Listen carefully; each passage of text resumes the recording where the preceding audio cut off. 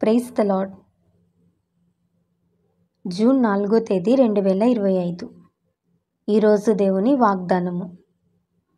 నీవు నా గోనెపట్ట విడిపించి సంతోష వస్త్రము నన్ను ధరింపచేసి ఉన్నావు. కీర్తనల గ్రంథము 30వ అధ్యాయం 12వ వచనం. ఈ వాక్యం ద్వారా మనం తెలుసుకోవాల్సిన విషయం ఏంటంటే, పూర్వం రోజులలో భక్తులు వారికి ఏమైనా కష్టం వచ్చినప్పుడు, బాధ కలిగినప్పుడు, వారు కన్నీటి సంద్రంలో మునిగినప్పుడు వారు గోనెపట్ట ధరించి బూడిద చల్లుకొని ఉపవాసం ఉండి దేవుని సన్నిధిలో రోదనము చేసేవారు. వారికున్న కష్టాన్ని ఆ విధంగా ప్రభువుకు వెళ్ళబుస్తూ ఉండేవారు.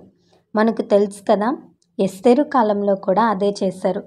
నినివే పట్టణ ప్రజలు కూడా గోనెపట్ట ధరించారు. భక్తులలో ఎంతోమంది ఆ విధంగా దేవుని సన్నిధిలో ప్రార్థించారు. ఇక్కడ దావీదు భక్తుడు కూడా అదే మాట్లాడుతున్నాడు. ఒకవేళ నీ జీవితం కూడా కష్టభరితంగా, నష్టభరితంగా ఉంటే, నీ ప్రభువు ఎంత గొప్పవాడంటే, నీ ప్రార్థన విని నీవు ఆయన యొద్దకు వచ్చిన విధానాన్ని చూసి, నీ సహనాన్ని, నీ భక్తిని ఆయన పరిశీలించి, నీ జీవితంలో ఆయన ఎంత గొప్ప కార్యం చేస్తాడంటే, గోనెపట్ట స్థానంలో సంతోష వస్త్రాన్ని ధరింపచేస్తాడు. నిత్యము ఆయనను కీర్తించేలాగా ఆయన చేస్తాడు. ఈరోజు నీ జీవితంలో గోనెపట్టు ఉందని, నా జీవితం అంతా ఇంతే అని నీవు అనుకోవద్దు.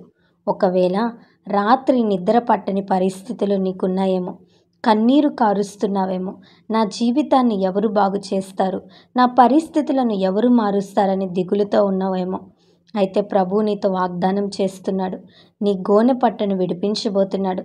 రానున్న రోజులలో సంతోషాన్ని నీకు ఇవ్వబోతున్నాడు. నీ పరిస్థితిని బాగు చేయబోతున్నాడు. ఆయనను స్తుతించే ధన్యత నీకు ఇస్తాడు. కాబట్టి నీకున్న శ్రమని, నీకున్న వేదనని సమస్తాన్ని ప్రభువుకు చెప్పుకో. గొప్ప సంతోషాన్ని నీవు పొందుతావు. గోనెపట్టను తీసివేసి సంతోష వస్త్రాన్ని నీకు ధరింపచేస్తాడు. ఈ వాగ్దానం దేవుడు మనందరి జీవితంలో నెరవేర్చునుగాక. ఆమేన్. ఈ వీడియో మీకు దీవెనకరంగా, ఆశీర్వాదకరంగా అనిపించినట్లయితే లైక్ చేయండి, షేర్ చేయండి, కామెంట్ చేయండి, సబ్స్క్రైబ్ చేసుకోండి.